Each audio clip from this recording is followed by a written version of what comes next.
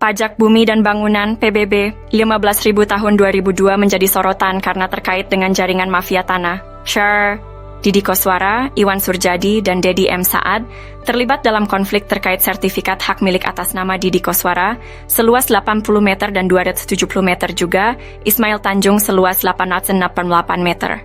PBB ini melanggar kesepakatan tahun 1999 terkait batas wilayah RW 01 Kampung Cirapuhan dan RW 02 Dago Elos. Ini merupakan fasilitas umum RT 07 RW 01 di lahan pemerintah inilah Eigendom 37742. Kasus ini menimbulkan implikasi serius, keterlibatan oknum aparatur negara, termasuk pelanggaran pemanfaatan lahan fasilitas umum yang telah disepakati. Lalu tahun 2008 atau 2009 dikaoskan dengan pembuangan galian pondasi pembangunan Hotel Wirton, dijadikan jaminan jaringan mafia tanah bila pihak tergugat menang. Saat ini oleh jaringan mafia ini digunakan sebagai TPA, masyarakat menuntut pemerintah pusat membentuk tim independen untuk menyelidiki PBB 15.000 dan sertifikat hak milik Didi Koswara dan Ismail Tanjung.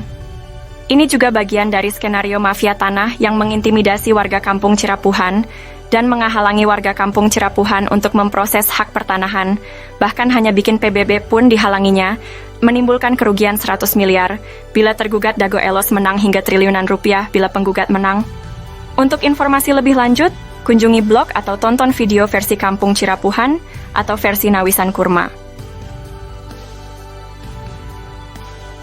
Dengan demikian, kita dapat memahami lebih dalam mengenai mafia tanah saling gugat Dago Elos versus Muller terkait PBB 15.000 tahun 2002 dengan skenario gugatan Muller dan Buraminten yang notabene Asep Makmun CSI.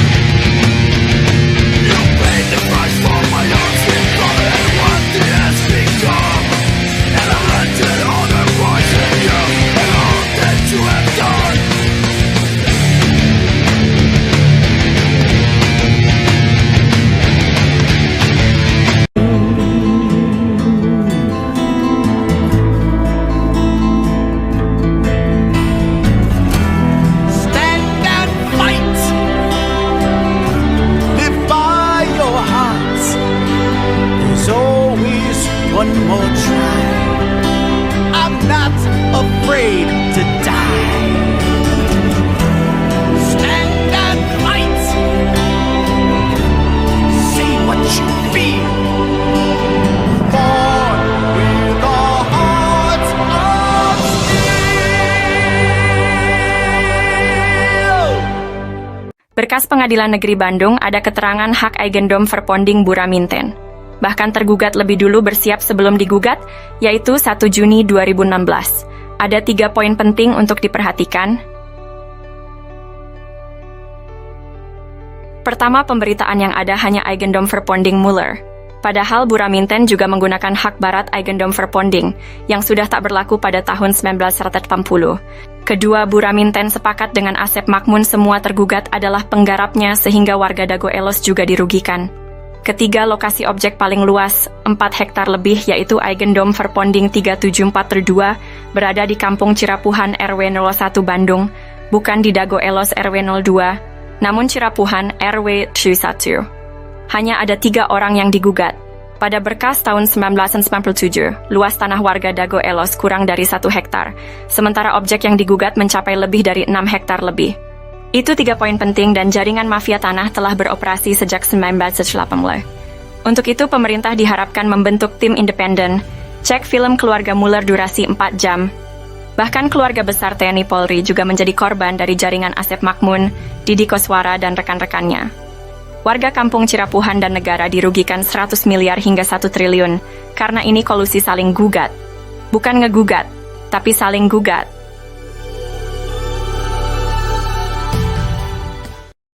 Oh janten bapak teh ngagales di iya di Ramana nih di Ramana di nih Ramana Asep Mamun mohon terus lanceuk gitu di tadinya baheula terus di gitu di weekend deh ka iya teu Ka udah didi. anggar we garapan mah di dinya aya mohon teu deui keun maksudna teh di silah galian dititipkeun gitu nya di cueu we dititipkeun nya ku diarurus ku Didi gitu jeung mohon ke kemarin teh di dia ku iya dijual ku Surjadi mohon eta oge masalah kasus na oge luas na oge nyerobot nu sanesna deui. Akte jual beli tahun 1956 di Kampung Cirapuhan antara Tommy dengan M. Wikarta, sertifikat hak milik atas nama Didi Koswara seluas 80 meter dipertanyakan keabsahannya. Didi Koswara dan Asep Makmun bukan bagian dari keluarga besar Nawisan Tommy Rokayah. Kesaksian juga datang dari Pak Slamet, Pak Unus, dan warga lainnya. Ewis Oma adalah anak Tommy Rokayah, menikah dengan Zenal alias Jenal. Ini bukan hanya penyerobotan lahan, tapi juga mendukung mafia tanah saling gugat. Adapun ada pinjaman uang, beberapa saksi menyatakan, kalau ada hutang maka bila dihitung maka hanya seharga tanah dengan luas 1 hingga 4 meter persegi. Ini juga untuk menjadikan Didi Koswara seolah-olah tuan tanah pribumi. Luas 80 meter ini juga menutup jalan umum warga kampung Cirapuhan, RT 37 RW 01 No 3/3. Oleh karena itu, perlu direvisi atau dicabut karena telah merugikan anak turun Jenal dan Ewis Oma. Ini juga membuktikan praktek mafia tanah sudah ada sebelum mafia tanah saling gugat. Bukan ngegugat, tapi saling gugat. Mafia tanah Dago ini beraksi sekitar tahun 1984.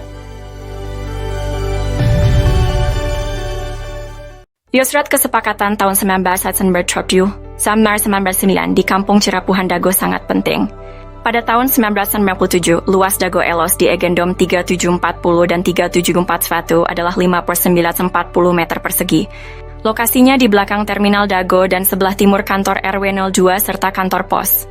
Surat ini ditandatangani oleh Asep Makmun, Zainal Abidin, dan Chalimi sebagai Ketua RT RW.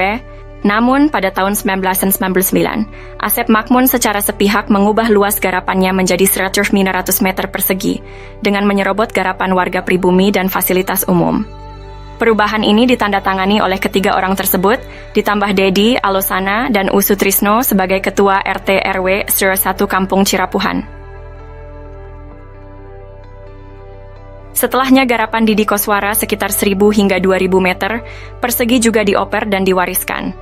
Egendome 3742 dan Egendome 64487 ada di Kampung Cirapuhan RW 101, bukan Dago Elos RW 02. Dan PBB sebesar 1.000 atas nama Didi Koswara bermasalah baik luas dan wilayah diganti oleh jaringan mafia.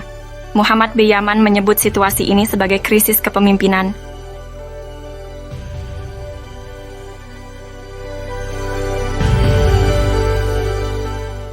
Kampung Cirapuhan pada tahun 2016 menjadi sorotan karena kasus saling gugat antar mafia tanah.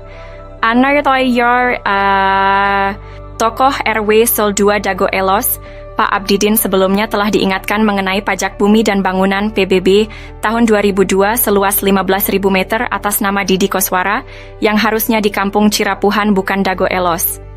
Ini melanggar kesepakatan tahun 1999 luas garapan Didi Koswara pun sudah habis, juga Aput Sukendar dan Alosana. Lalu menurut petugas kantor pajak, tanah tersebut dipegang oleh Dedi Mocamat Saad dengan alamat di Jalan Roket 1, Komplek Armet, Cipageran, Cimahi Utara. Catatan luas tanah tersebut sekitar 11.000 hingga 15.000 meter. Sekalipun PBB bukan bukti tanah, ini merupakan bukti adanya kolusi sebagai jaminan. Bila tergugat menang, maka penggugat juga dapat bagian. Saksi dalam kasus ini adalah Bani Rahman. Tarka Dago Elos juga telah diingatkan bahwa ini hanya modus mafia tanah yang saling gugat. Bukan ngegugat, tapi saling gugat. Artinya, pihak tergugat pun merupakan mafia tanah. Mereka saling gugat, bukan hanya menggugat. Bahkan, Puraminten juga menggunakan hak Eigendom Verponding dan telah siap lebih dulu serta sepakat dengan Asep Makmun. Semua pihak disepakati sebagai penggarap Raminten. Kasus ini menunjukkan betapa rumitnya masalah pertanahan di Kampung Cirapuhan, dengan banyak pihak yang terlibat dalam saling gugat. Kisah ini terjadi di Kampung Cirapuhan pada tahun 2008. Bob Nainggolan, seorang pengacara, mengirim surat panggilan atas nama Iwan Surjadi, bos Batu Nunggal mengaku berhak tanah seluas sekitar 100 meter. Setahun sebelumnya, warga menanam pohon alpukat, nangka, dan lainnya sebagai tanda batas tanah Pak Bagio seluas sekitar 700 meter. Adapun barat dan timurnya adalah tanah warga. Notaris Meli Nathaniel membuat akta jual beli AJB dengan penjual Ismail Tanjung dan Didi Koswara. Asep Makmun menjadi penunjuk batas. Setelahnya sertifikat terbit atas nama penjual. Ini gratifikasi, AC. Kemudian hari, Iwan Surjadi ternyata hanya seorang mafia tanah saling gugat. Ia memberi hadiah untuk oknum aparatur, juga Didi Koswara, Ismail Tanjung, Asep Makmun dan rekan sebagai pendata calon tergugat dan tergugat. Sertifikat tanah atas nama penjual muncul setelah AJB dibuat. Kesaksian dari Pak Ada, Paman Asep Makmun, Pak Unus, dan Pak Slamet juga mendukung hal ini. Menunjukkan Asep Makmun, Apud Sukendar, dan jaringan mafia telah berdusta. Lalu memberi peran Didi Koswara seolah tokoh tuan tanah pribumi sebagai tergugat. Hukum bukan ilmu pasti. Kasus pembunuhan Vina Cirebon. Kasus pembunuhan Vina Cirebon dan menimbulkan pertanyaan besar. Saksi dan ahli hukum saat ini membuktikan bahwa pengadilan bisa jadi salah. Allah memberikan kita nurani dan akal yang sesuai dengan logika. Pembunuhan Vina, konflik Dago Elos, dan pembunuhan Uci 31 Mei 2023 dengan uang damai 10 juta juga menjadi sorotan. Koordinator Pertanahan Kampung Cirapuhan telah menulis surat ke berbagai pihak. Presiden, Gubernur, Menteri, DRP, dan lembaga lainnya. Apakah keputusan pengadilan dan bukti otentik yang ternyata bisa dimanipulasi sesuai dengan nurani dan logika? Pemerintah harus membentuk tim independen yang kredibel dan penuh integritas untuk meneliti kasus-kasus ini. Pemberitaan dan keputusan pengadilan tidak selalu mencerminkan kebenaran. Kita memiliki logika dan nurani yang menjadi tanggung jawab kita semua untuk berjuang melakukan reformasi, untuk menegakkan keadilan meletakkan sesuatu pada tempatnya yang tepat. Untuk itu, mari bersama-sama memastikan bahwa keadilan dan kebijaksanaan benar-benar tercapai. Anda tidak hanya menjadi penonton, tetapi juga menjadi bagian dari solusi untuk perubahan. Penyelesaian konflik sosial, cek versi Kampung Cirapuhan, atau versi Nawisan Kurma. Hari ini kita akan membahas tentang pemicu pembunuhan, kerusuhan antara TNI, Polri, dan warga. Mari kita simak informasinya. Pada tahun 2008 dan 2009, mafia tanah menyewa truk TNI untuk pembuangan galian Hotel Wirton area sekitar 1 hektar. Bulan April 2012, penyerobotan lahan Pak Bagio dan warga Kampung Cirapuhan seluas 200 meter. Anehnya yang dilaporkan polisi adalah korban oleh mafia tanah Iwan, Asep, dan jaringannya. Warga Cirapuhan dihalangi dan diintimidasi membuat surat tanah dan PBB. Tanggal 31 Mei 2023, warga Kampung Cirapuhan mengalami kekerasan main hakim sendiri di Dago Elos, yang menyebabkan korban jiwa. Pada tanggal 15 Agustus 2023, terjadi dampak kerusuhan akibat demonstrasi warga. Itulah informasi terkini tentang pemicu pembunuhan dan kerusuhan antara TNI, Polri, dan warga, karena tekanan sosial dan mafia tanah Dago. Tahun 2008 hingga sekarang lapangan umum jadi berantakan dan tempat sampah. Tahun 2016 hingga sekarang mafia saling gugat. Bukan ngegugat, tapi saling gugat. Pemerintah mohon membentuk tim independen.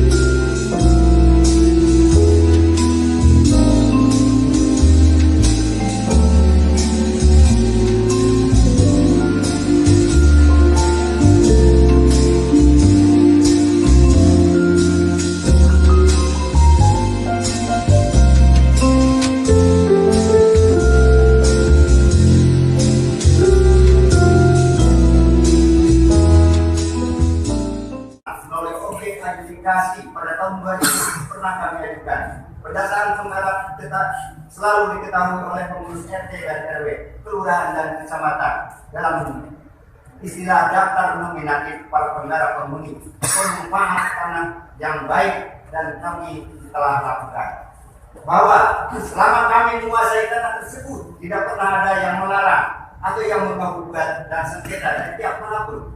Majelis yang mulia, bahwa bukti surat-surat berserah singkat yang kami buat ini dan alat bukti dimaksud sudah kami sampaikan kepada majelis pada saat pembuktian dalam persidangan ini sebagai bahan kajian dan pemeriksaan bagi majelis hakim dalam perkara ini, bahwa kronologis riwayat penguasaan fisik tanah tersebut bermuara kepada pemilik hak garap awal, yaitu yang bernama Koswara. Adapun yang disebut kakak kawan-kawan adalah para penghuni penggarap yang jumlah sampai saat ini di atas tanah tersebut lebih daripada 400 kepala keluarga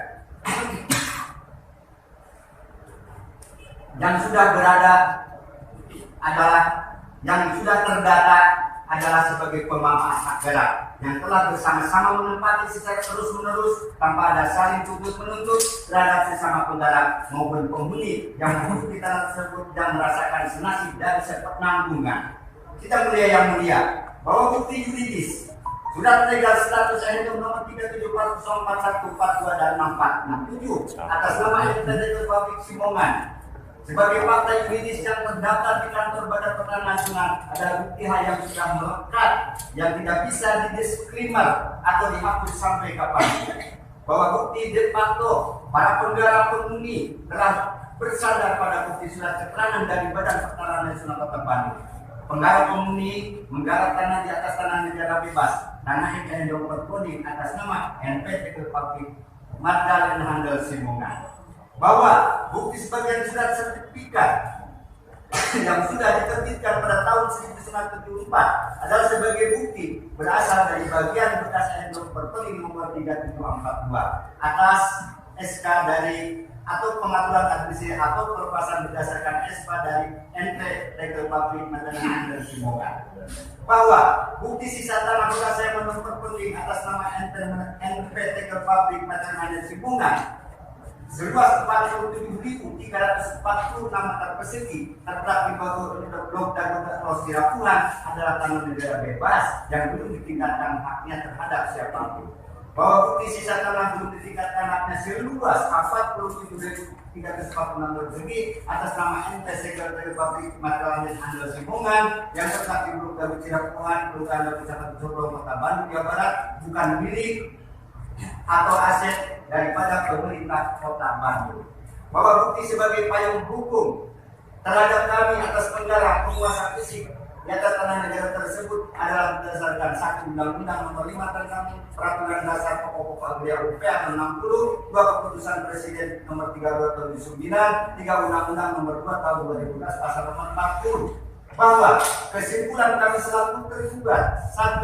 Dalam penguasaan fisik atas objek tanah sudah benar pada jalur hak atas status kepenggarapan berdasarkan bukti surat legal status NU Perpelin atas nama NPT Publik Simongan, Magdalena Simongan. 2. Berdasarkan bukti surat penjelasan yang sudah diterbitkan oleh Badan Pertanahan Nasional Kota Bandung. 3. Menggarap di atas tanah negara bebas NU nomor 3740414642 sebagai 647 dan sebagian dari sisa NU nomor 3742 atas nama NPT Publik Simongan yang terletak di Blok Dago Sirapuhan, Kecamatan Soblong, Kota Bandung. Penggarap pemilik hak garap atas nama Didi Koswara dan kawan-kawan sebanyak 400 kepala keluarga adalah legal, bukan bentuk liar dan bukan penyerobot atas hak kepemilikan lain. Ke-1. Kedudukan kedua. Menurut pengamatan kami terhadap penggugat, izinkan kami untuk menjelaskan riwayat gugatan bahwa riwayat kronologis penggugatan para penggugat yang ditujukan terhadap objek tanah yang sedang kami tempati pada hari Senin tanggal 5 Desember 2016 jam 10 kami menerima surat gugatan rilis panggilan sidang pengadilan negeri kelas 1 khusus Bandung ini. Kami pada saat itu selaku koordinator tokoh masyarakat dan pengurus RT setempat, sementara kami pada saat itu pun menolak untuk surat rilis panggilan sidang kepada masyarakat untuk dibagikan langsung karena belum jelas asal usulnya gugatan dengan cara tiba-tiba tanpa ada masalah sebelumnya. Setelah kami membaca dulu, menyimak dan meneliti isi daripada gugatan para penggugat yang objeknya ditujukan kepada lokasi lahan tanah yang sedang kami tempati, kami menolak karena isi gugatan itu bertolak belakang atau berseberangan dengan objek lahan yang kami tempati.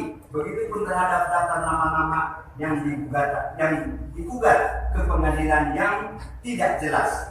Bahwa rilis panggilan sidang yang didaftar, 1. Terdaftar nama-nama kepala keluarga sebagai warga penduduk Dago Elo 1 RW 02 sebanyak 100% yang digugat atau yang diundang. 2. Terdapat nama-nama kepala keluarga warga penduduk Dago Elo 2 RT 0202 sebanyak 100% penduduk di warga RT 02. 3. Terdapat nama-nama kepala keluarga sebagai warga penduduk Dago Elo 3 RT 0302 status kaum duafa. Tidak ada hubungannya dengan objek dan bukan penggarap sebanyak 14 orang. Terdapat pula nama-nama kepala keluarga sebagai warga penduduk Dago Alos 4 RW 02 status kaum duafa juga. Tidak ada hubungannya dengan objek dan bukan penggarap sebanyak 5 orang.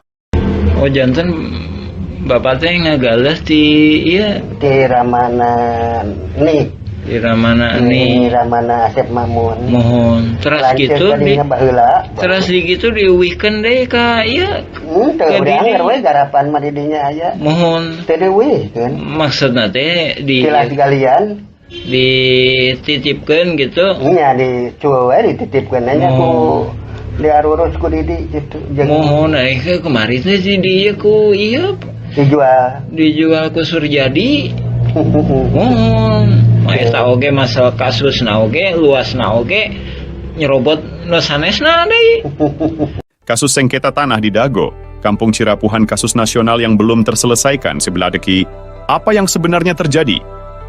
Siapa dan apa targetnya? Satu pihak menyatakan aksi ini sejak tahun 1980-an. Targetnya tanah seluas 1 hektar hingga 6 hektar, dan menjadikan tanah Kampung Cirapuhan dan negara sebagai target utamanya. Sementara itu, pihak lain menargetkan jaringan mafia tanah Dago yang memanfaatkan pengadilan untuk penipuan. Aksi mafia tanah Dago diduga telah beroperasi sejak tahun 1980-an. Mereka diduga menyusun skenario untuk menguasai tanah tersebut, bahkan saling gugat, bukan ngegugat, tapi saling gugat.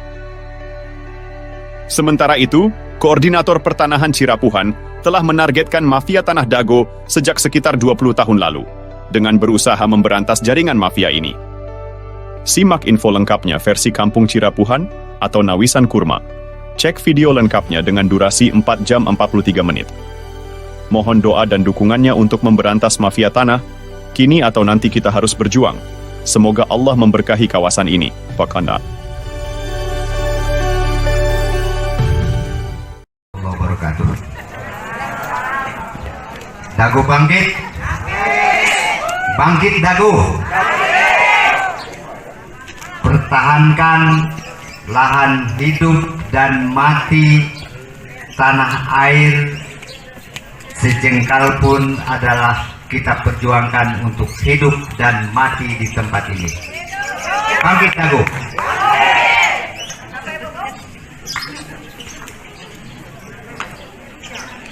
Apa yang mesti kita pertahankan? Oh jantan bapak teh ngagalas di iya di Ramana nih. di Ramana Di ini Ramana Asep Mamun. mohon terus Lanceuk gitu di tadinya baheula. terus di gitu diuwihkeun deh ka iya Teu ke udah didi. anger we garapan mah di dinya aya. mohon Teu deuwihkeun. maksudna teh Silas galian dititipkeun gitu nya di cueu we dititipkeun nya ku diarurus ku Didi gitu jeung mohon ke kemarin teh si dia ku iya dijual ku Surjadi mohon eta oge masalah kasusna oge luasna oge nyerobot nu sanesna deui. Alhamdulillah surat balasan sudah diterima warga Kampung Cirapuhan. Surat balasan datang dari BPN Pusat dan juga dari Kesekretariatan DPR RI Pusat Komisi 2. Kini atau nanti kitalah yang harus berjuang untuk mengungkap skenario jaringan mafia. Kasus Dago melawan Muller adalah mafia tanah saling gugat, nukan ngegugat, tapi saling gugat. Surat balasan dari DPR Pusat juga BPN Pusat adalah kabar baik bagi warga yang telah mengajukan hak tanah dan permohonan lainnya. Terima kasih banyak kepada semua pihak yang telah membalas surat kami.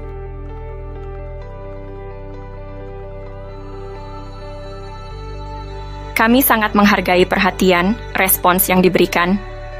Dan selanjutnya, untuk yang telah menerima surat kami, ditunggu balasannya. Untuk info sengketa lahan Dago, ini adalah masalah mafia tanah yang saling gugat.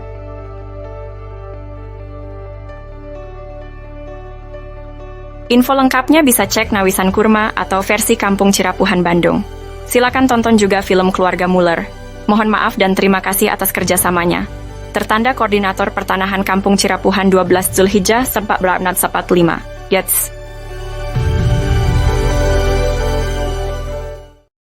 A'udzubillahi minasyaitonirrajim. Bismillahirrahmanirrahim. Assalamualaikum warahmatullahi wabarakatuh. Asyhadu an la ilaha illallah, asyhadu anna Muhammadan abduhu wa rasuluhu. Allahumma shalli ala Muhammad wa ala Muhammad kama shallaita ala Ibrahim wa ala Ibrahim. Barik ala Muhammad wa ala Muhammad kama barakta ala Ibrahim wa ala Ibrahim fil alamin innaka Hamidum Majid. Amma ba'd.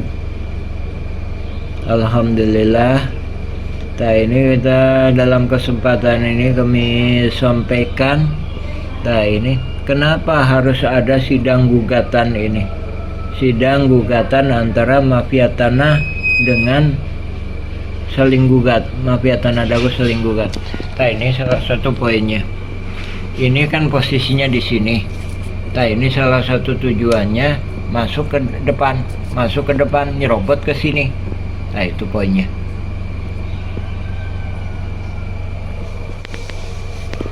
Ya, dari sini kita lihat ini. Jadi ada pemberitaan bahwa hapuskan gendom nggak benar. Ini pihak tergugat pun. Ini sepihak dengan tergugat ya. Bu Raminten. Ini sebelum digugat oleh penggugat, ini udah bersiap-siap, ya kan? Tanggal 1 Juni, ya kan? Sedangkan ini ahli waris Muller memberikan kuasa, itu kan 1 Juni ya, memberikan kuasa kepada Dago Intigraha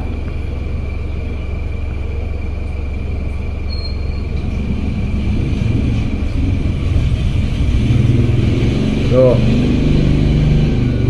Jadi setelahnya kemudian memberikan kuasa kepada Alvin Wijaya Kesuma, ini setelahnya. Ya, ini menunjukkan kolusi antara pihak penggugat maupun tergugat. Ya, sebagaimana kemarin juga saya sebutkan bahwa adanya penyerobotan lahan di sini.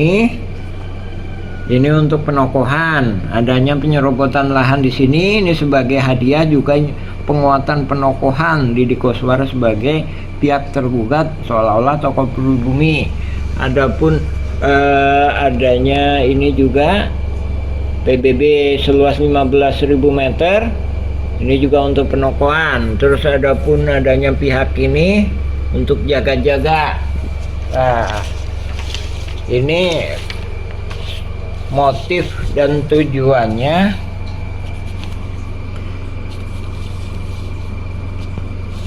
ini posisinya. Nah, ini terminal Dago kan, ini pasar Impres, ya kan? Ini posisinya di sini kan, ini jalan raya. Ini peta ini, jadi peta ini itu posisinya di sini. Ya, posisinya jadi ini Mohon maaf, kami bukan ahli desain, tapi inilah ini peta yang dibuatin BPN. Ini posisinya di sini. Jadi adapun itu gugatan, salah satu tujuannya mengapa kita katakan negara dan warga kampung Cirapuan dirugikan 100 miliar hingga 1 triliun. Ini posisinya di sini. Ya, posisinya di sini. Oke. Sekarang di sini, jadi ini es pasar impres. Di sini banyak kaki tangannya Makmun CS dan kaki tangannya saling gugat ini.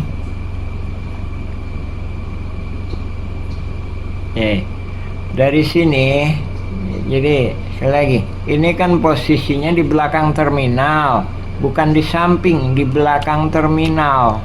Ini kan posisinya di belakang kantor pos, bukan di samping, tapi di belakangnya. Ya. Jadi, kita ambil logikanya aja.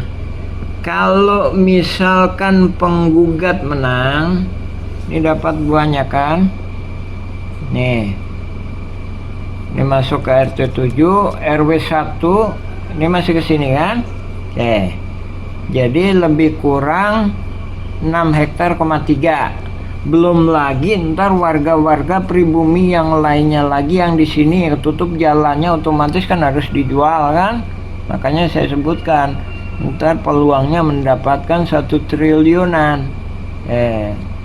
Sekarang kalau tergugat menang, itu kalau penggugat menang ya kan, targetnya 1 triliunan. Sekarang kalau oknum jaringan tergugat menang, nah ini permainannya. Kalau oknum tergugat menang, ini posisinya di belakang terminal. Ya, sementara yang digugat subjeknya itu ada yang di samping terminal. Ada yang di samping terminal.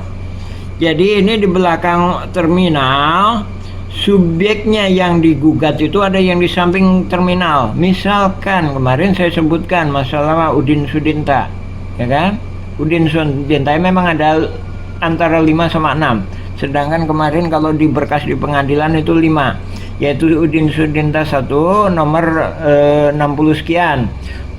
Udin S ya. Habis itu Udin Sudinta nomor 99. Habis itu Cepi ada 2 kan? Habis itu Udin S nomor 300-an sekian atau Udin Sudinta.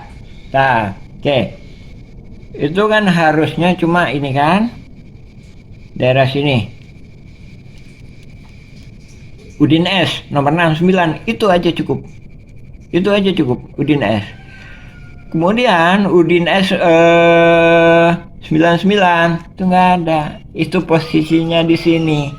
Itu posisinya di samping terminal. Jadi tambal ban itu di samping terminal.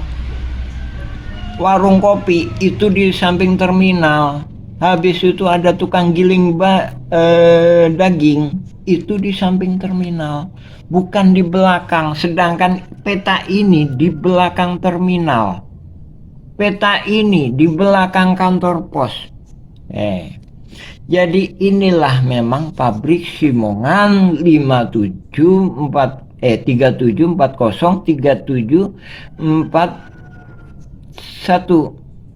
Sedangkan 42, nah ini sebenarnya nggak sah.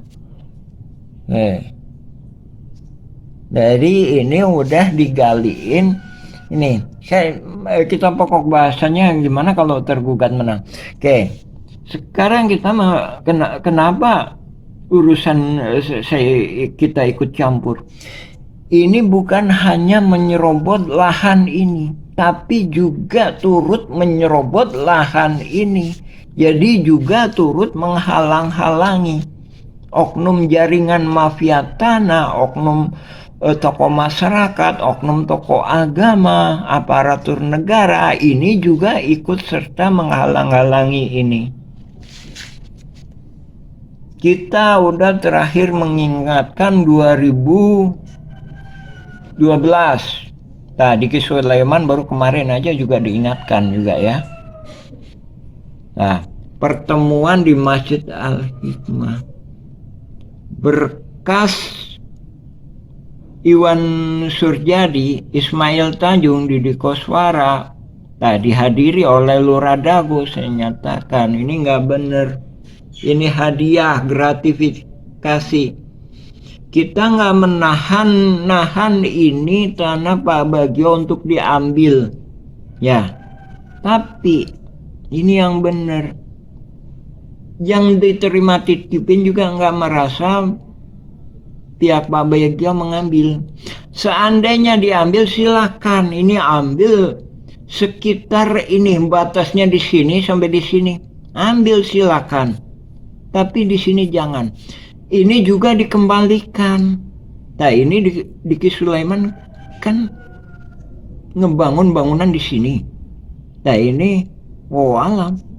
Ini untuk madrasah. Ya, madrasahnya nggak kita tentang, tapi bangunannya yang kita tentang. Makanya kita ingetin. Nah, ini batasnya di sini. Nah, inilah tanah Pak Bagio. Silakan. Kesaksian Pak Ada sendiri menyatakan. Jadi ini beberapa pihak ya. Pak Ada itu menyatakan bahwa ini galian tilas, galian pasir. Nah, itu menyatakan yang tilas galian pasir itulah yang sebenarnya tanah pribumi yang diklaim oleh Simongan, yang kemudian diklaim lagi oleh pihak ahli waris Muller, diklaim juga oleh pihak Buraminten. Jadi jangan salah paham. Ada isu-isu pihak mafia saling gugat ini, wah hak barat nggak bener, hak barat nggak bener.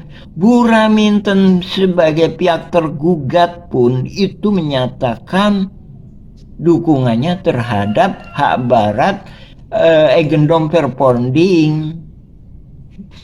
Nah, jadi sama-sama. Jadi cuma warga-warga kita aja yang nggak mendukung hak barat Eigendom Verponding sesuai dengan aturan pemerintah. Sementara pihak tergugat maupun penggugat ini sama-sama mendukung. Coba silakan berkas pengadilan negeri, berkas pengadilan, putusan pengadilan tinggi, putusan kasasi, itu semuanya berkasnya ada tertulis. Terus ini berkas peninjauan kembali, berita acara tertulis. Jadi balik lagi ke ini, targetnya bila mana tergugat menang, ini maju ke sini. Nah, ini juga kenapa saya halang-halangi, karena dia udah menyerang ke sini gitu. Jadi udah menghalang-halangi ke sini. Jadi oknum aparatur negara juga udah menghalang-halangi warga-warga pribumi. Bapak Ibu, perlu kami sampaikan, ini cuma 1-2. Keluarga Nawisan ini cuma tinggal 1-2. Saking kejamnya jaringan mafia tanah saling gugat ini, cuma tinggal 1-2. Itu pun cuma puluhan meter, kurang dari 100 meter. Yang kami usulkan ke pemerintah. Ya. Jadi sampai dihalang-halanginya, sampai cuma tinggal 1-2 gelintir orang di RT 7.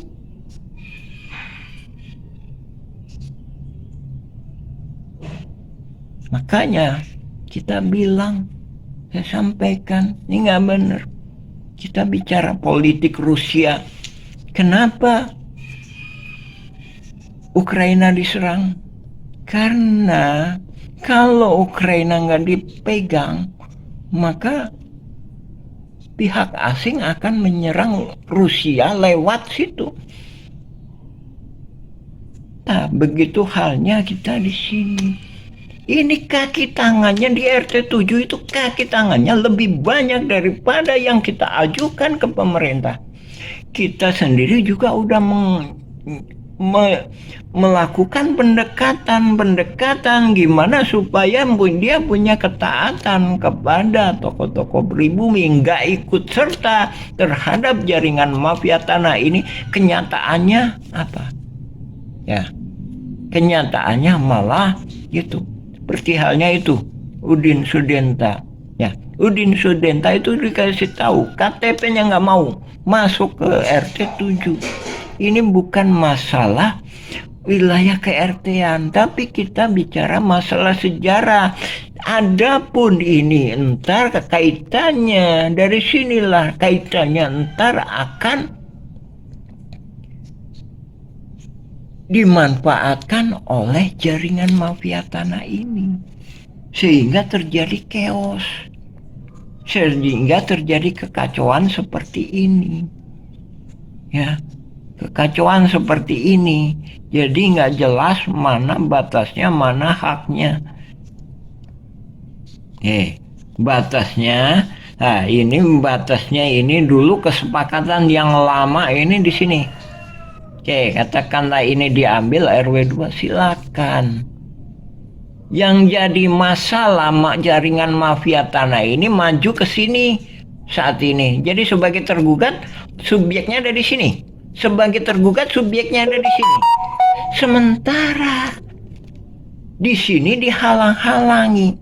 Kemudian di dalam putusan pengadilan, inilah permainannya. Inilah permainannya. Makanya kita nulis juga surat ke Menhun dan Ankam. Gimana hukumnya kita ini? Objeknya dimasukkan sebagai gugatan, tapi subjeknya enggak. Buktinya apa? Di Polda nanya. Ya. Di Polda nanya. Buktinya kita dihalang-halangi. Makanya kita bikin surat sendiri, bersama-sama bikin surat sendiri. Sebagaimana kita sebutkan kemarin. Yang pegang ke RW-an di sini Asep Makmun. Yang kepegang ke RW-an di sini ketika ini terjadi, ya, udah dipersiapkan ya, itu Aput Sukendar. Makanya kita kemarin maju. Kita sama Pak Dodi, sama Pak Engkos itu maju. Sebelumnya nggak mau kita jadi gila jabatan sebagai ketua RW. Jadi untuk mempersiapkan supaya mafia tanah ini nggak muncul, sehingga kita punya peranan menghalang-halangi. Kenyataannya pemerintah dalam hal ini Lurah Dago dan camat mengangkat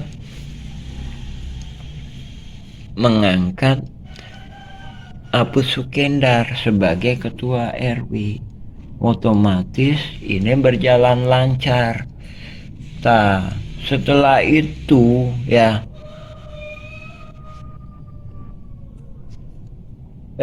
tahun 2015 melihat kondisinya kacau, Pak Sis turun lagi sebagai ketua RW dan akhirnya bersatu kembali di kepemimpinan Pak Sis. Akan tetapi dampak dari ini udah nggak bisa dihalang-halangi.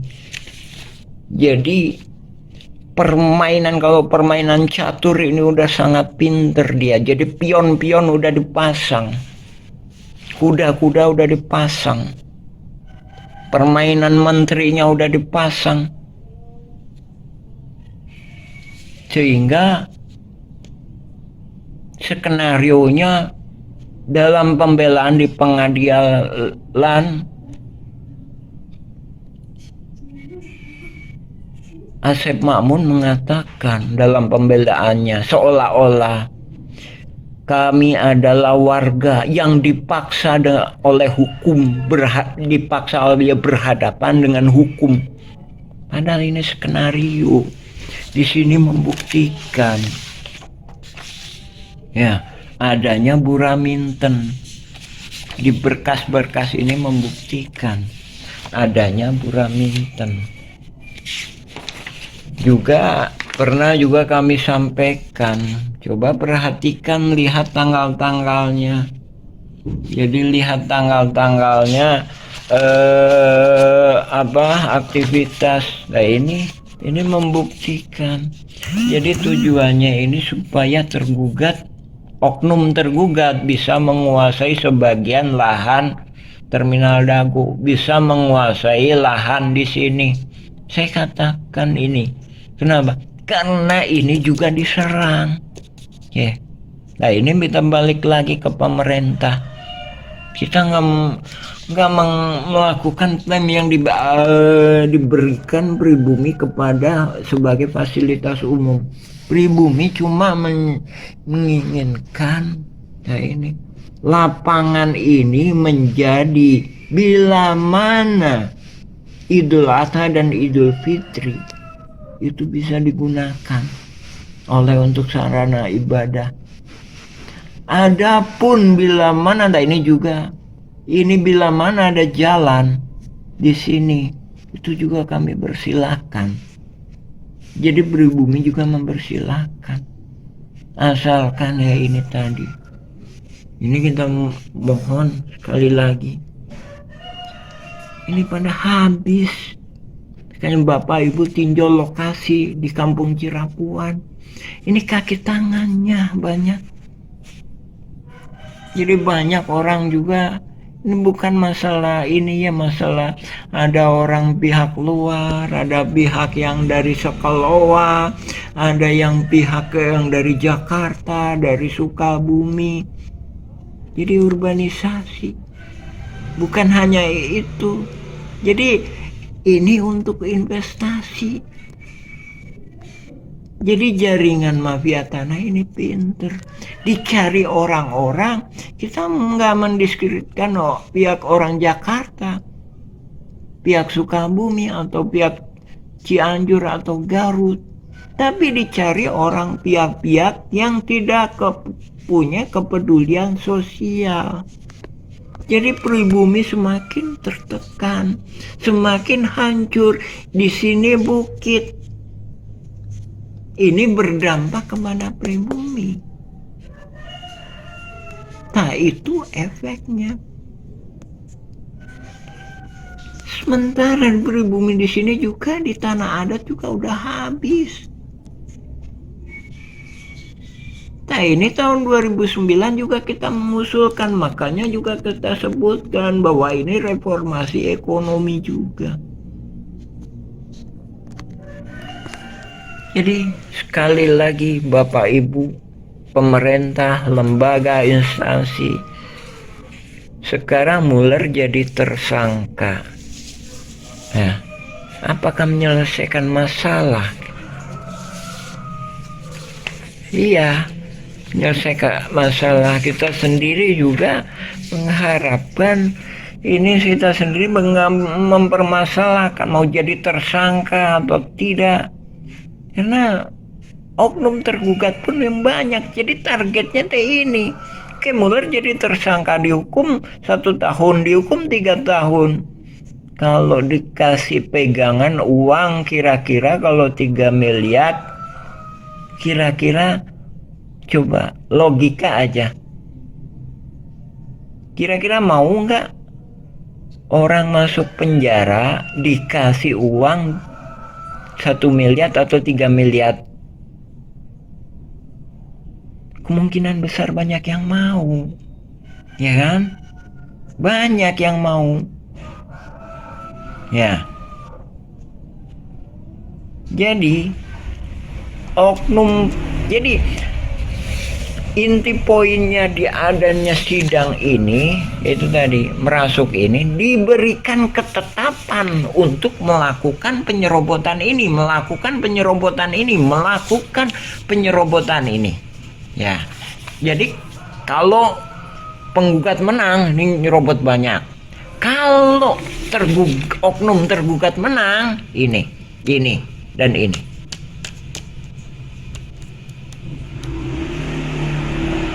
Itu tujuannya.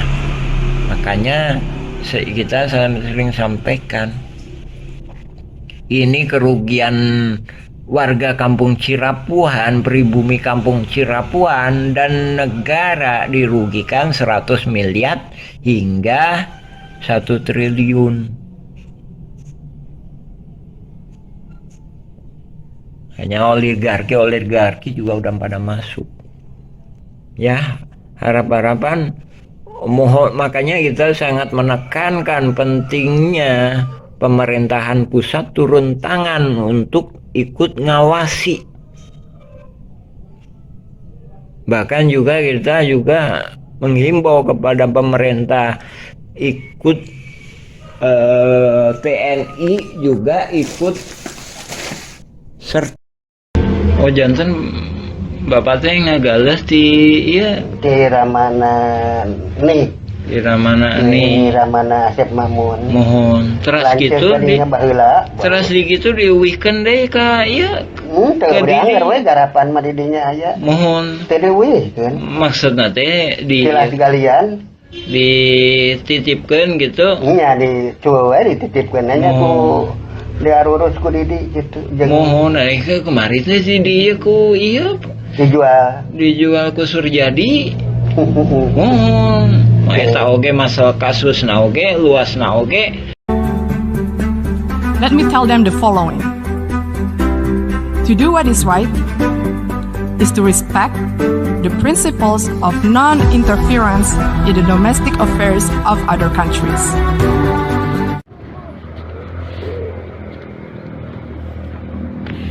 Bismillahirrahmanirrahim. Assalamualaikum warahmatullahi wabarakatuh. Inilah ex pasar Impres.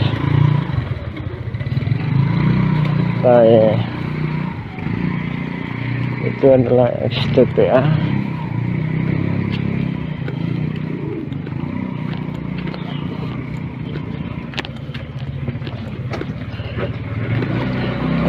Sekitar tahun 1900-an wilayah ini dikerja-baktikan oleh warga, dan alhamdulillah dalam kondisi baik.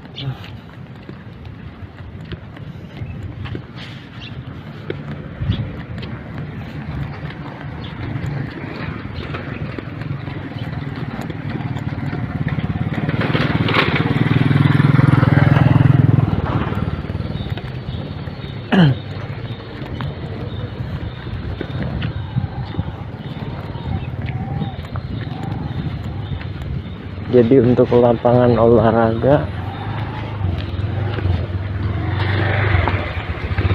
tahun 2008 sampai sekitar 2008-2009 ini dikeoskan oleh jaringan mafia tanah ini.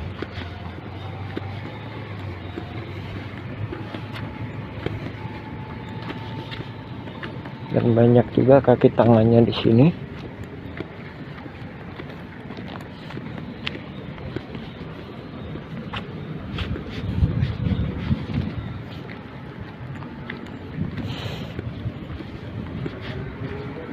Nah ini sebenarnya mulai dari sana sampai sini masuk ke RW 1. Cuma banyak kaki tangannya sehingga jadi RW 2, dan ini juga perlu dilakukan pemeriksaan terhadap aparatur negara yang mana mengizinkan. Harus dipertanyakan kesepakatan tahun 99 adalah masuk wilayah RW 1, bahkan tahun sebelumnya juga wilayah RW 1 itu lebih luas. Jadi korelasinya dengan masalah ini adalah pihak jaringan mafia tanah ini melakukan chaos secara administrasi.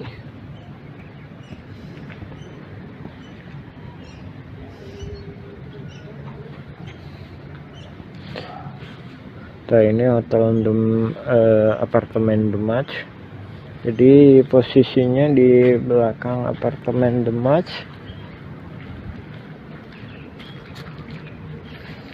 Nah, ini juga sebenarnya juga pihak-pihak juga nggak jelas. Jadi ini sebenarnya masuk ke RT 7 RW 1, cuma nggak jelas pihaknya, dalam artian dia nggak mau menjadi warga RT 7 RW 1 Dago. Nah, dari sini juga kaitannya juga jaringan mafia tanah ini memang sengaja nyari investor-investor yang istilahnya nggak punya kepedulian sosial, jadi nggak punya kepekaan sosial. Sementara ini adalah bukit yang mana yang menjadi itunya kan warga yang di bawah, yang notabene pribumi. Nah, wilayah-wilayah inilah yang kami sebutkan, bila mana tergugat menang bisa jadi pemerintah dan warga Kampung Cirepuan dirugikan sekitar 100 miliaran. Adapun kalau 1 triliun itu kalau semua wilayah itu. Oke, alhamdulillah. Assalamualaikum warahmatullahi wabarakatuh.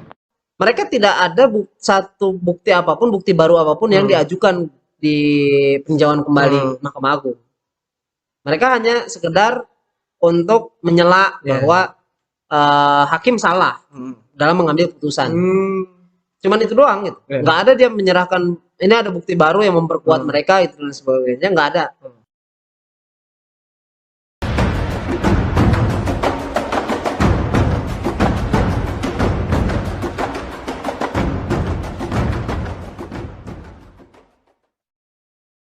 Oke, halo kawan bergerak, berjumpa lagi dengan saya Tovan Aditya di podcast Suara Pinggiran Bandung Bergerak.id. Oke, kawan-kawan, setelah kemarin kita sempat berkunjung ke daerah Bandung Selatan, tepatnya di Cijagra, ngobrol-ngobrol sama Pak Bandi, salah satu warga sekaligus korban banjir di sana. Gitu. Terus juga beberapa waktu ke belakang kita juga sempat berkunjung ke Braga, ke jantungnya Parisman Java untuk ngobrol bersama warga lokal di sana. Nah, sekarang saya geser sedikit ke utara, tepatnya di wilayah Dago, lebih tepatnya lagi di wilayah Dago Elos.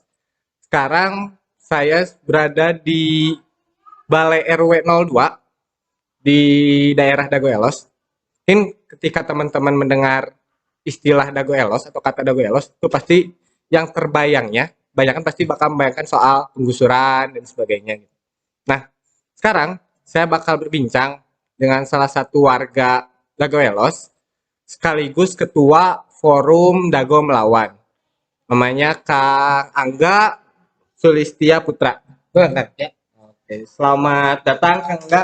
Terima kasih sudah bersedia membagikan ceritanya nanti untuk podcast kali ini. Sekarang saya langsung ngobrol-ngobrol aja.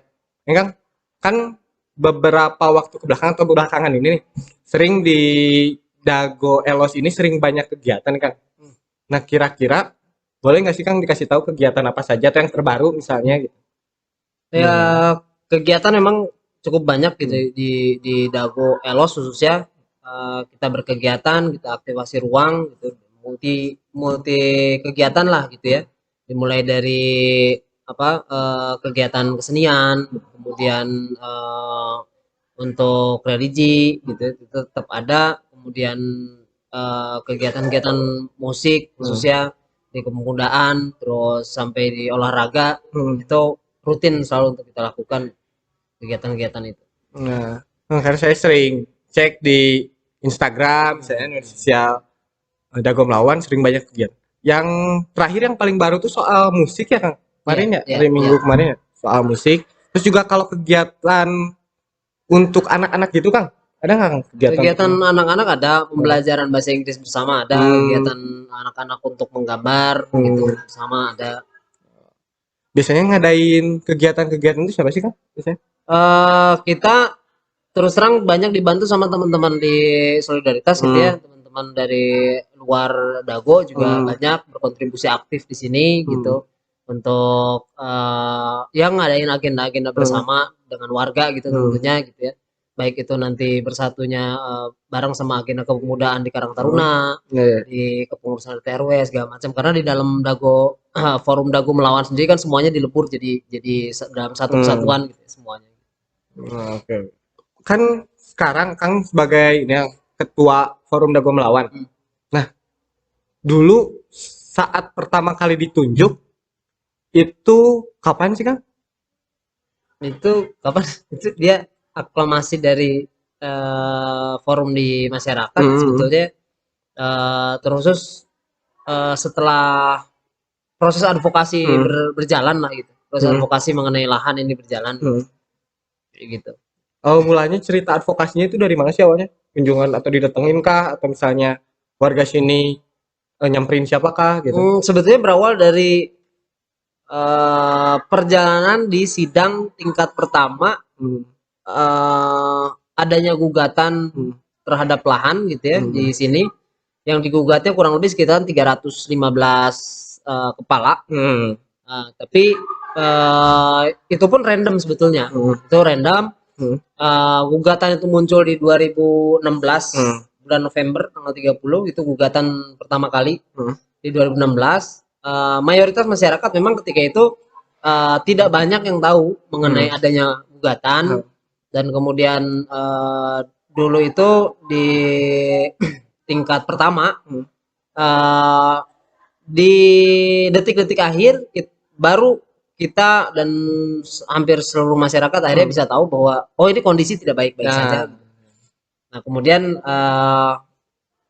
kita belum punya pegangan gitu ya, secara pengadvokasian di ranah hukumnya ini mesti kayak gimana segala macam. Akhirnya ada kawan Agus tempo hari menghubungi saya juga memang cukup kaget gitu ya dengan terus besaran lahannya gitu. Wah ini cukup gila gitu karena hampir 7 hektar dan kemudian yang digugatnya ini random gitu.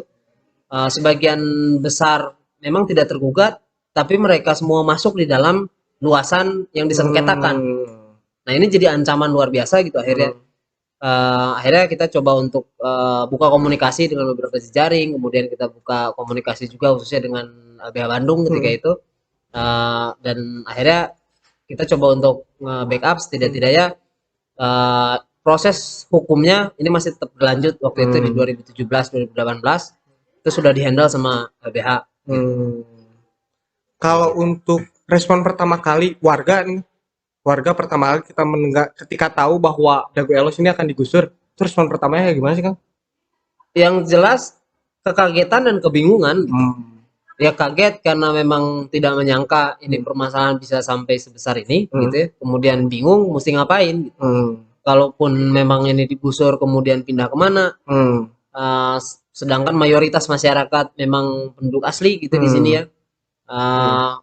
Dan kemudian juga tidak ada alternatif lain gitu dan tidak ada dasar yang makanya kenapa terjadi kebingungan gitu karena mereka ini siapa yang menggugat ini siapa, orang pada nggak kenal juga gitu ya, bukan tetangga bukan saudara gitu, tiba-tiba sekonyong-konyong ada kemudian ngeklaim bahwa ini adalah tanah dari keluarganya mereka di zaman Belanda itu, itu udah langsung nggak masuk rasional pemikiran awam gitu, kayak gitu. Jadi sebelum 2016 tuh nggak ada hawar-hawar kayak gimana bakal apa gitu? Sebetulnya memang kita tahu bahwa tanah di sini tanah yang mayoritas memang belum bersertifikat. Kita tahu memang adanya ancaman ke depan yang seperti itu, tapi kita tidak mengesampingkan bahwa orang-orang tua di sini juga tetap memperjuangkan gitu dulu itu untuk tetap memproses ini dinaikkan haknya menjadi hak milik gitu ya untuk warga-warga semua gitu dari tanah yang memang seyakin kami di warga ya ini di bawah kuasa negara gitu, yang mana aturannya sudah jelas kok gitu. Kita sudah mendiami, kita sudah ada penguasaan fisik gitu ya, penguasaan lahannya. dan tercatat juga di BPN gitu ya, bahwa ini memang dulunya itu pernah dikuasai oleh tercatat tidak ada yang memiliki gitu. Yang tercatatnya juga yang memang masih di zaman Hindia Belanda. Artinya memang ini akan kembali ke negara kan. Nah, sampai di situ ya keyakinan kita masih tetap sama bahwa ini adalah tanahnya di bawah kuasa negara. Kemudian siapa yang berhak menjadi prioritas adalah warga negara yang mendiami. Kayak gitu. Dulu nih, kan sebagai ketua Forum Dago Melawan kan, itu waktu keluarga mendengar akan jadi ketua Forum Dago Melawan yang pasti riskan karena isunya sensitif misalnya, itu gimana sih Kang responnya? Dari keluarga atau dari teman dekat? Ya yang pasti apa ya? Iya berat karena ini bukan urusan sepele gitu. Apalagi permasalahan tanah lah, mungkin banyak orang yang sudah cukup tahu juga gitu, permasalahan tanah ini memang cukup sensitif gitu ya. Orang bisa dihilangkan dan lain sebagainya, itu ya jadi resiko. Yang terpenting saya meyakini forum tidak berjalan sendirian. Saya juga tidak berjalan sendirian. Tetap terkontrol, terawasi dan bergerak bersama-sama dengan masyarakat. Kayak gitu.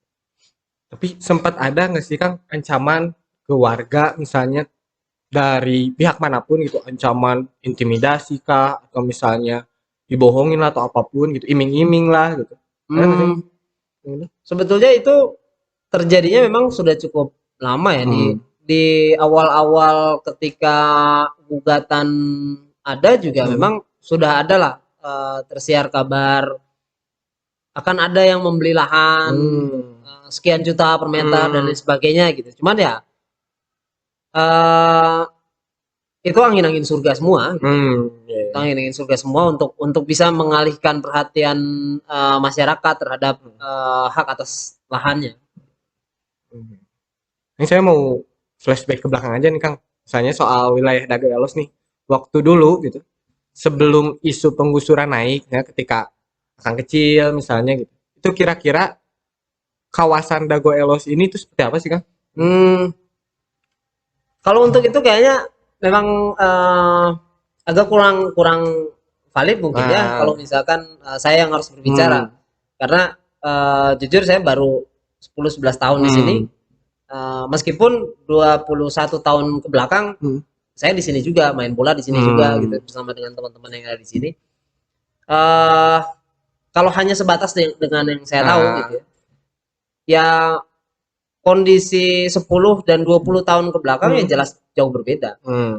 Orang pendatang sudah cukup banyak tentunya di tahun-tahun era 2000-an sampai 2010-an ke sini juga orang pendatang udah makin banyak. Seiring pengembangan daerah dan lain sebagainya gitu ya, Dago merupakan areal yang seksi juga gitu untuk berusaha, untuk berkehidupan gitu ya. Dan pengaruh-pengaruhnya juga ya luar biasa.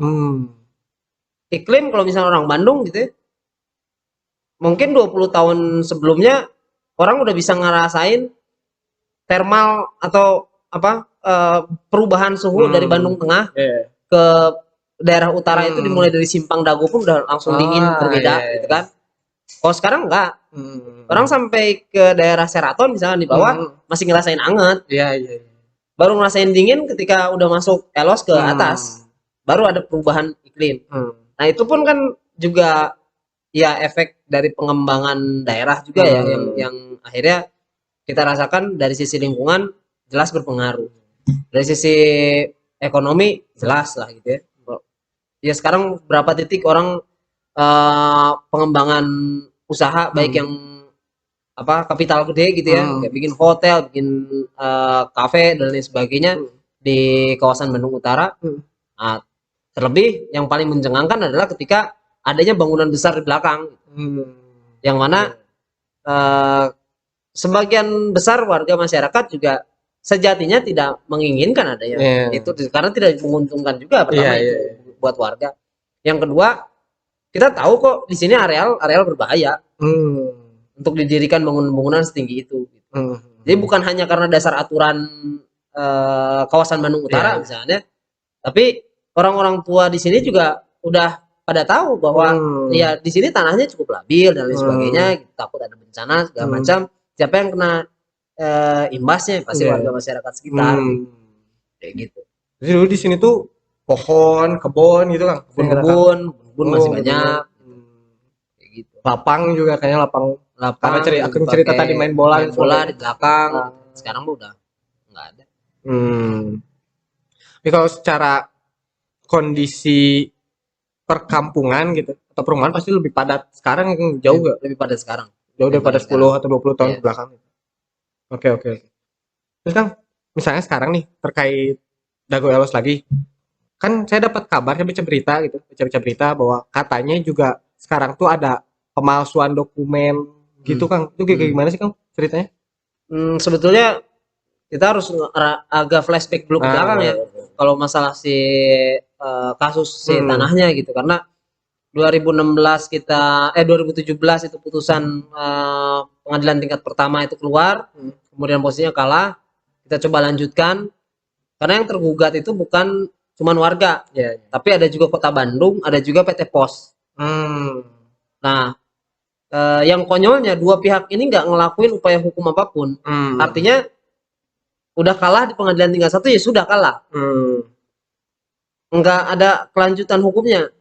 Nah kita dari warga nggak mau kalau misalkan kita tiba-tiba kalah tanpa perlawanan selanjutnya, udah kita akhirnya ngajuin banding tempo hari. Kita ngajuin banding di pengadilan tingkat kedua, alhasil karena itu juga memang kita tempuhnya sangat cepat gitu ya, di bawah 2 minggu, dengan kondisi yang serba ya dibilang minim informasi, sangat minim gitu ya tempo hari. Akhirnya di pengadilan tingkat 2 kita kalah juga. Dan biayanya memang cukup besar gitu. Biaya cukup besar, yang harus patungan ya warga semua akhirnya juga patungan gitu, untuk biaya perkara ya. Biaya perkara. Sampai akhirnya kita kalah, ya psikologis jelas kena gitu. Oh, kenapa bisa kalah lagi tingkat kedua? Nah, akhirnya kita lanjutin juga ke Mahkamah Agung. Mahkamah Agung, alhasil kita menang. Gitu. Kita menang, sudah ya jadi kemenangan lah untuk warga masyarakat. Nah ini benar gitu. Ini benar bahwa ada hak prioritas yang memang jadi haknya warga gitu ya, sebagai orang-orang setempat yang harus ditingkatkan nih haknya gitu ya dalam kepemilikan lahannya. Nah tapi pihak lawan nggak menerima begitu saja, akhirnya mereka untuk mem-PK gitu. Nah di atas kertas sebetulnya dari kita juga sering berdiskusi dengan beberapa pakar hukum, kemudian kita diskusi juga di LBH dan di tim-tim advokasi lain gitu ya. Nah di atas kertas ini seharusnya juga oke kalau misalkan diterima sama Mahkamah Agung, tetap berat di warga. Karena apa? Mereka tidak ada satu bukti apapun, bukti baru apapun yang diajukan di peninjauan kembali Mahkamah Agung. Mereka hanya sekedar untuk menyela bahwa hakim salah dalam mengambil putusan. Cuman itu doang gitu. Nggak ada dia menyerahkan ini ada bukti baru yang memperkuat mereka itu dan sebagainya, nggak ada. Nah, melihat hal itu kita ya masih membaca, tapi tetap akan ada yang harus kita antisipasi mengenai si kekalahan, dan alhasil kita kalah di PK. Itu yang jelas-jelas memukul warga. Nah, karena kekalahan di PK ini untuk di perdata khususnya memang agak berat gitu, ketimbang di pidana. Di perdata ini harus ada beberapa hal yang memang dipersiapkan lagi, selain bukti baru ya, salah perbandingan putusan peradilan yang berkenaan dengan si objek sengketa ini. Kita masih berupaya ke arah itu ya, untuk melawan kembali PK. Karena ini kita berbicaranya masalah putusan hukum. Putusan hukum yang sudah menjadi ketetapan, maka harus dikalahkan juga dengan ketetapan yang baru kan ya. Secara hukumnya. Nah, maka kita coba untuk di situ kita menggali kembali apa nih kira-kira ada nggak sih yang miss gitu ya, yang takutnya terlewat dan sebagainya. Akhirnya kita coba untuk ngegali kembali informasi-informasi yang ada, kemudian kita coba gali lagi lebih dalam mengenai sosok-sosok ataupun tokoh-tokoh yang menggugat warga. Dan kita akhirnya menemukan banyak hal-hal yang ganjil, kemudian baik itu dari segi dokumen, kemudian dari runutan berdirinya si perusahaan yang menggugat dan lain sebagainya gitu. Ini memang tersistematis gitu semuanya. Nah, akhirnya kita salah satunya aja ya, kita ada bukti bahwa dari pihak keluarga yang bersangkutan yang mengklaim bahwa ini adalah milik keluarga mereka, itu mereka jelas-jelas memalsukan si data mengenai kematian ibunya. Yang secara logikanya kalau misalkan ibunya itu masih ada sampai lepas di tahun 80-an, seharusnya ibunya lah yang memang berhak untuk mengklaim. Ini berdasarkan atas UPA dan Kepres 32 ya. Waktunya itu kan sampai 1980. Artinya kalau ibunya itu masih ada sampai 1980, kenapa tidak dilakukan? Kan gitu. Maka siasat mereka adalah memalsukan kematiannya menjadi kematian tahun 60-an. Gitu. Agar ya memang tidak ada pengurusan dari situ. Baru ada pengurusan ahli waris dan sebagainya, dan kemudian ahli waris ini mengurusi gitu. Nah, hal seperti itu kan akhirnya juga kita bisa dapatkan yang selama ini kita akhirnya kejar dan coba naikkan ini pada unsur pidana, bukan lagi di perdata gitu. Nah, jadi kalau secara timeline tadi yang saya perhatikan itu 2016 digugat, terus sempat menang tahun 2019 ya, 2019, terus digugat kembali pada tahun 2022 tahun ini. Sebetulnya masih satu gugatan yang sama. Oh, masih satu gugatan yang sama, cuman kan ini step hukumnya gitu. Oh iya. Mulai dari tingkat pertama, tingkat kedua, kemudian Mahkamah Agung. Setelah itu ada PK Mahkamah Agung. Nah, ini masih tetap berlanjut nih sampai sekarang. Nah, memang itu pun langkah-langkah kita juga ya, sampai kita datengin BPN beberapa kali gitu, bosen lah. Kita cuma ngelewat aja ke depan BPN, itu udah kalut luar biasa sampai nutup gerbang gitu. Padahal kita nggak ada niat ke BPN, cuma ngelewat doang gitu. Itu sampai segitunya.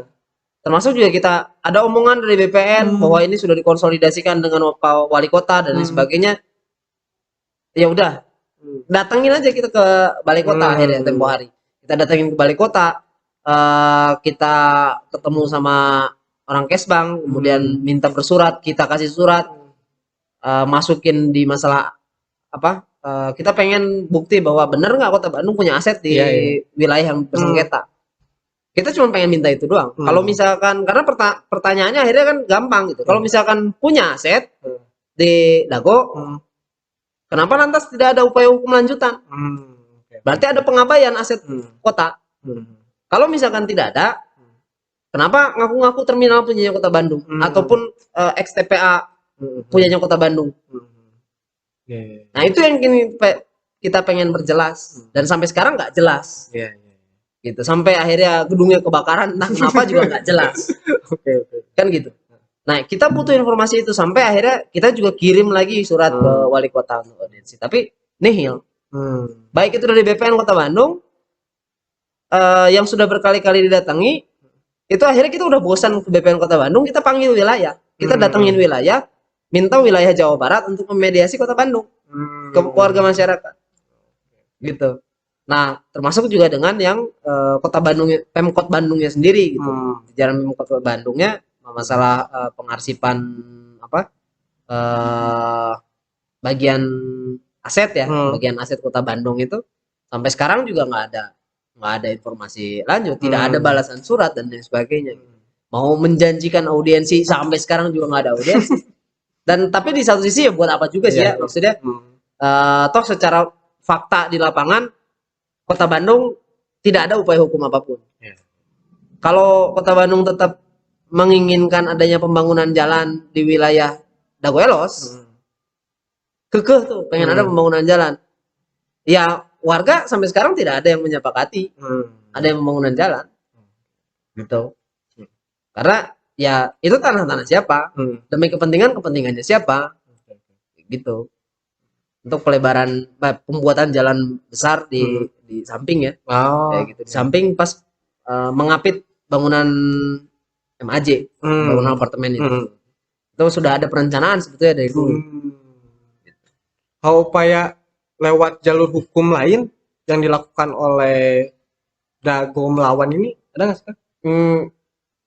Kalau upaya hukum lain yang tadi ya, kita masih tetap mau melanjutkan naikin PK kedua, kemudian kita masuk di ranah pidana buat mereka yang menggugat ini.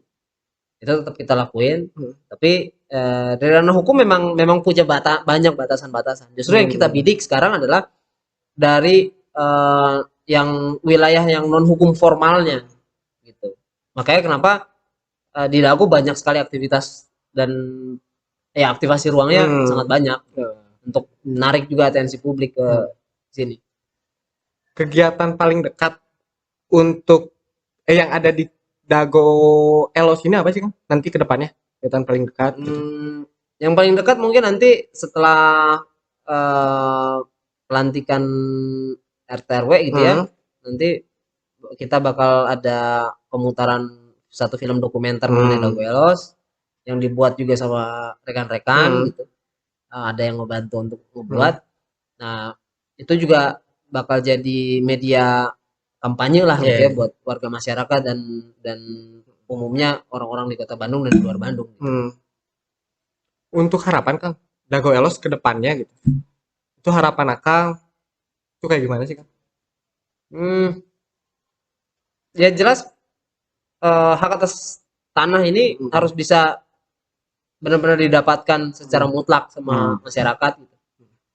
Karena apa yang kita perjuangkan itu bukan permasalahan memiliki rumah dan tanahnya. Tapi apa yang kita coba untuk perjuangkan adalah ruang hidup gitu. Ruang hidup itu tidak serta-merta hanya sebatas tanah dan rumah. Termasuk juga dengan lingkup sosial, lingkup ekonomi yang ada di lingkungan. Itu tidak bisa terpisahkan dari ruang hidup kita gitu. Dimana yang bertahun-tahun anak sudah sekolah di sini, bergaul dengan para tetangga yang ada di sini, saudara-saudaranya di sini semua dan sebagainya gitu. Orang-orang yang punya menyandarkan ekonominya di terminal, menjadi pedagang, ada yang di parkiran, ada yang keamanan segala macam. Ya orang banyak bersandar hidup di sini. Kalau misalkan mereka harus pindah, mau pindah kemana? Gitu. Dan pindah bukan sebuah solusi kalau menurut kita. Ini terakhir sih, Kang. Kan kalau kita lewat alun-alun Bandung, Kang, itu suka ada tulisan dari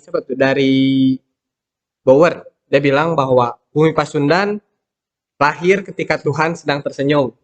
Terus ketika lihat kasus banyaknya perampasan lahan di Kota Bandung, tanggapan Akang terhadap argumen tersebut itu relevan atau enggak atau bagaimana gitu? Ya mungkin kalau waktu pas lahir mah relevan ya. Karena yang namanya lahir juga kan lagi lucu-lucunya. Kalau udah tumbuh berkembang dan kemudian bagaimana perkembangannya, saya yakin Tuhan menangis hari ini.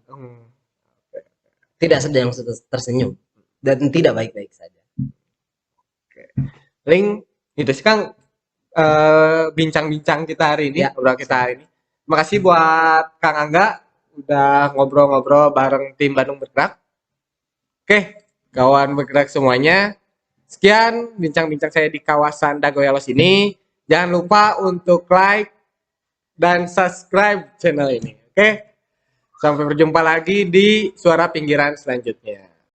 Mafia tanah ini kan mereka ini bukan satu individu, berkelompok. Jadi ada yang tukang buatkan SPH-nya, ada yang buatkan surat lamanya, pakai mesin tik lama. Ada juga nanti di dalam BP itu ada gengnya lagi, ada oknum-oknumnya, ada tikus-tikusnya. Ya, jadi mereka ini memang bekerja sama. Inilah dikatakan mafia tanah. Nah, kesulitan kita di bidang hukum sekarang ini, begitu saat tiba-tiba muncul sertifikat, yang saya bisa bilang ini sertifikat asli, tapi abal-abal. Tiba-tiba nanti itu bisa keluar sertifikat baru di atas tanah tersebut. Yang hebatnya lagi, sertifikat ini tumpang tindih tidak seluas yang ada.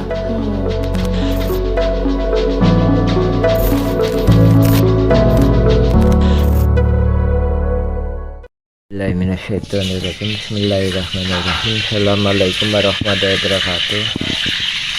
Alhamdulillahilladzi khalaqa samawati wal arda asyhadu an la ilaha illallah wa asyhadu anna Muhammadan abduhu wa rasuluhu. Allahumma shalli ala Muhammad wa ala Muhammad kama shallaita ala Ibrahim wa ala Ibrahim fil alamin innaka Hamidum Majid. Alhamdulillah. Mantap.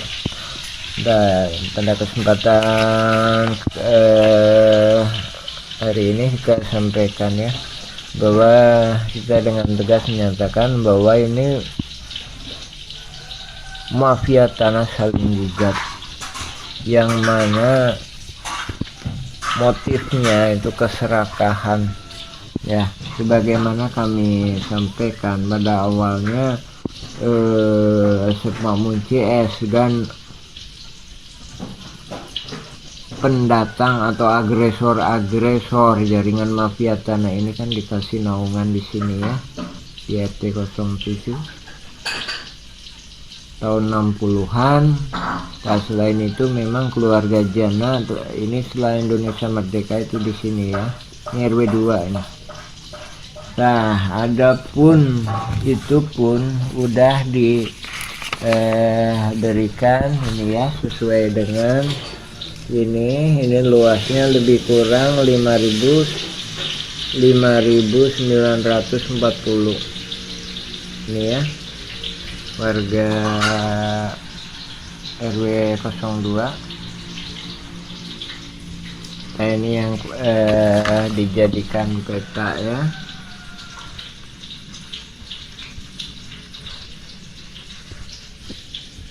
Nah, ini total 5.900 ya. Nah, itu posisinya di sini ya. Jadi ini Pasar Impres. Nah, Pasar Impres, ini Terminal Dago. Jadi peta itu di sini. Adapun yang digambar itu, jadi di sini ini sertifikat lah, ini keluarga Jana itu di sini. Oke. Jadi ini para jaringan mafia tanah itu nggak puas mendapatkan lahan sekitar 6.000 meter di sini. Ini nggak puas jaringan ini.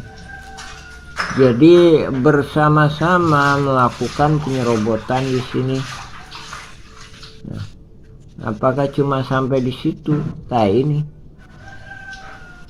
mafia tanah saling gugat ini hendak menyerobot lagi di sini. Sehingga yang menyatakan kaki tangannya udah mulai ke sini.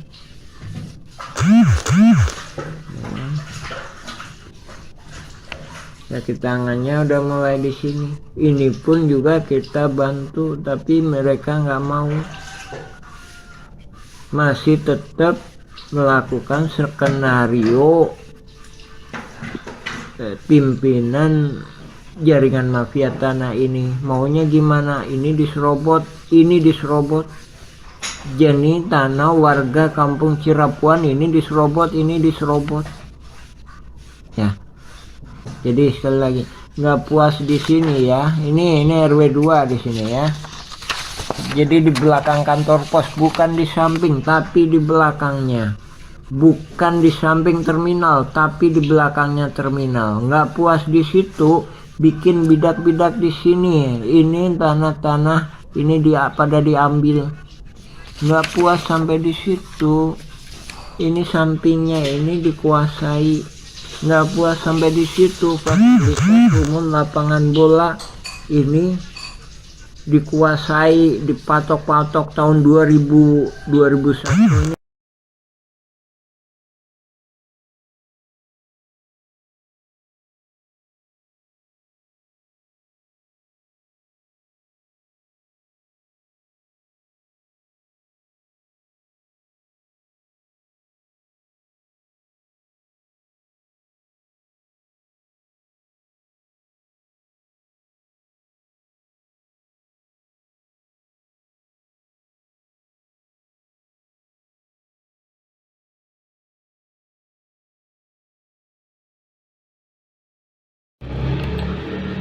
Siapa mafia Tanah Dago dan provokator konflik sengketa Tanah Dago menjadi perhatian utama untuk mengungkap fakta apa benar, menggugat atau kolusi saling gugat.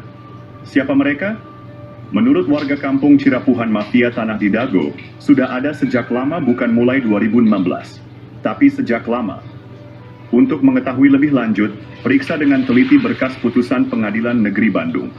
Bukti otentik bisa ditemukan di sana. Periksa juga berkas putusan lainnya, serta dokumen surat tanah atau PBB. Bahkan keterangan saksi atau pelaku yang tak ada dalam sidang perlu diperiksa.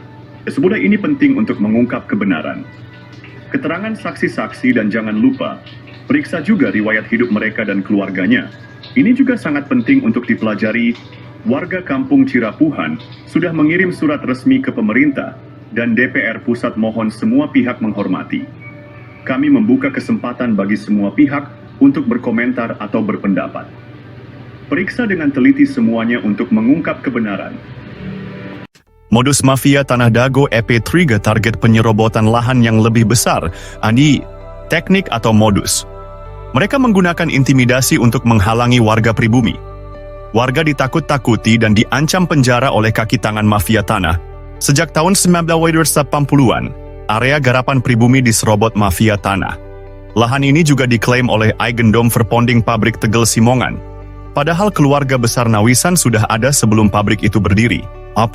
Modus mafia tanah juga melakukan kolusi dengan oknum aparatur, tokoh masyarakat, dan tokoh agama.